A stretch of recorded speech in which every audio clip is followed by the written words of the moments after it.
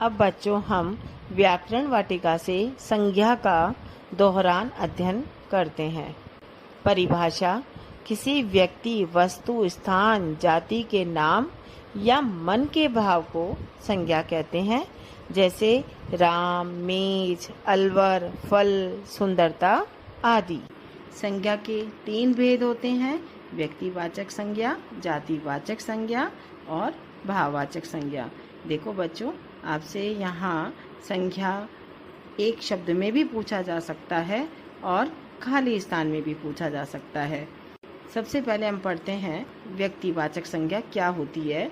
जिन शब्दों से विशेष व्यक्ति, वस्तु अथवा स्थान का बोध होता है उन्हें व्यक्तिवाचक संज्ञा कहते हैं, जैसे ताजमहल, दिल्ली, रामायण, गंगा आदि।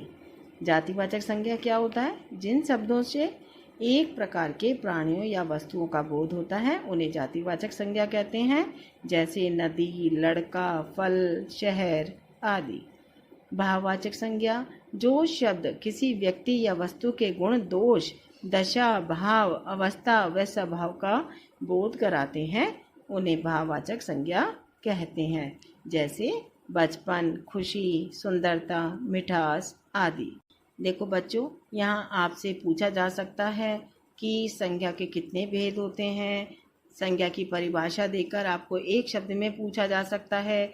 आपको व्यक्तिवाचक, जातिवाचक, भाववाचक शब्द को अलग करने के लिए पूछा जा सकता है, तो आपको ये अच्छे से याद करना है।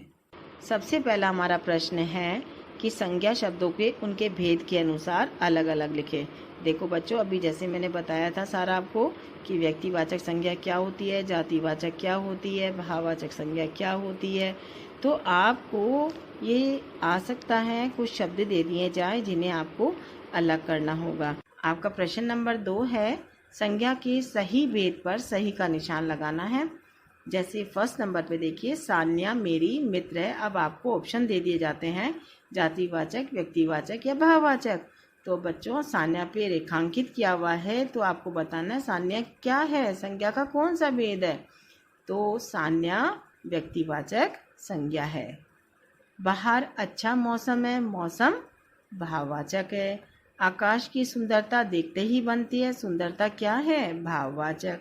आजकल बच्चे मस्ती कर रहे हैं, बच्चे यानी जातिवाचक।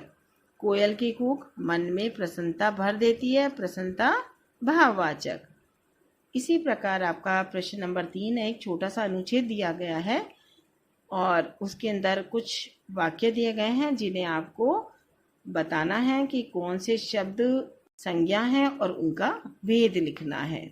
जैसे अक्षत व्यक्तिवाचक संज्ञा, घर जातिवाचक संज्ञा और सुंदरता भाववाचक संज्ञा। प्रश्न नंबर 4 है, इन शब्दों से भाववाचक संज्ञा शब्द बनाकर लिखें। भला का भलाई, चौड़ा का चौड़ाई, ऊंचा का ऊंचाई, खट्टा का खटास, मीठा का मिठास।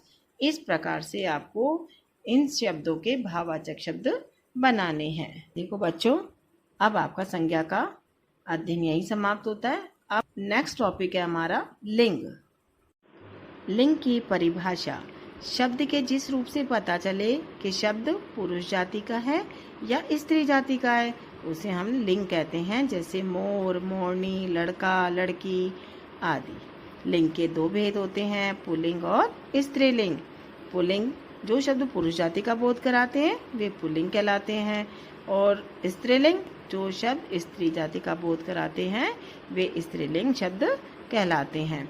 तो बच्चों, आपसे यहाँ लिंग में पूछा जा सकता है कि इसकी परिभाषा दे दी जाए और एक शब्द में आपसे उत्तर पूछा जाए, या इसके भेद पूछे जाए कि लिंग के कितने भेद होते हैं, कौन कौन से होते हैं।